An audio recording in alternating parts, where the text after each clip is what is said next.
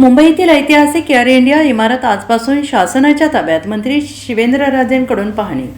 महाराष्ट्राची राजधानी मुंबईच्या नरिमन पॉइंट येथील ऐतिहासिक एअर इंडिया इमारतीचे महाराष्ट्र शासनाकडे हस्तांतरण झाल्यानंतर सार्वजनिक बांधकाम मंत्री शिवेंद्रसिंहराजे भोसले यांनी आज इमारतीची प्रत्यक्ष पाहणी करून संबंधित अधिकाऱ्यांना आवश्यक सूचना दिल्या. यावेळी मंत्री भोसले यांनी शासकीय कार्यालयांचे स्थलांतर करण्यापूर्वी इमारतीची सखोल स्ट्रक्चरल तपासणी करण्यात यावी, तसेच आवश्यक दुरुस्तीची कामे पूर्ण झाल्यानंतरच अंतर्गत सजावट आणि इतर विकास कामे हाती घेण्यात यावी असे निर्देश दिले.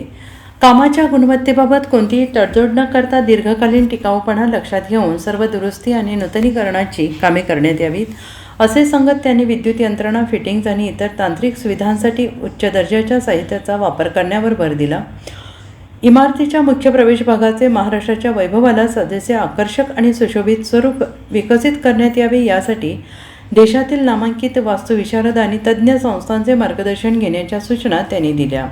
राज्याच्या कानाकोपऱ्यातून मंत्रालयीन कामकाजासाठी मुंबईत येणाऱ्या नागरिकांची सुरक्षितता, सुलभता आणि व्यवस्था ही प्रशासनाची सर्वोच्च प्राथमिकता असल्याचं नमूद करत सर्व कामे निर्धारित कालावधीत आणि उच्च दर्जाने पूर्ण करण्याचे निर्देश मंत्री भोसले यांनी दिले. या मोक्याच्या जागेवरील इमारत खरेदीसाठी राज्य मंत्रिमंडळाने 8 सप्टेंबर 2023 रोजी मान्यता दिली. त्यानंतर विविध प्रशासकीय प्रक्रिया पूर्ण करून राज्य शासनाने air India asset holding corporation कडून 1,601 कोटी रुपयांना ही वास्तू संपादित केली.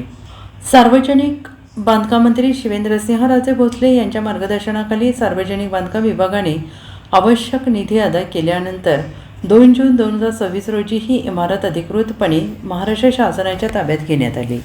या दुरुस्ती आणि नूतनीकरणासाठी आवश्यक प्रशासकीय मान्यता तातडीनं प्रदान करण्याचे आदेश त्यांनी संबंधित अधिकाऱ्यांना दिले. या ऐतिहासिक वास्तूमुळे राज्य शासनाच्या विविध कार्यालयांसाठी प्रशस्त, आधुनिक आणि सुसज्ज जागा उपलब्ध होणार असून प्रशासनाच्या कार्यक्षमता वाढवण्यात मोठी मदत होणार आहे. यावेळी सार्वजनिक बांधकाम विभागाचे सचिव रस्ते श्री आबासाहेब नागरगोजे, मुख्य अभियंता सौ प्रज्ञा वाळके तसेच विभागाचे वरिष्ठ अधिकारी उपस्थित होते. त्यांनी मंत्री भोसले यांना इमारतीची सद्यस्थिती, आवश्यक दुरुस्ती आणि प्रस्तावित नूतनीकरण कामांबाबत सविस्तर माहिती दिली.